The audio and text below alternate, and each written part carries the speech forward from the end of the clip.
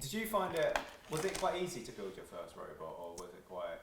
No, I think it was so many things. Even though I'd seen loads of people building other ones, there was so much to learn in terms of what are the right parts, how do you plug it together, how do you make it fit in weight, and there's so many little tips and tricks that I've learned from just building and rebuilding that I'm now trying to pass on to people earlier on so they don't have to suffer like I did. And I think that's one of the big parts of our robot group is we have all these recommendations to avoid stress and just hopefully get something in the arena that works, basically. So first time the smoking stuff was because I didn't pay attention to voltage ratings.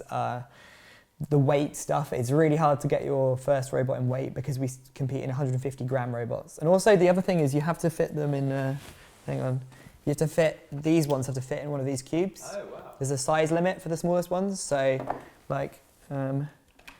getting your robot to work and fit in this cube is actually quite a technical challenge.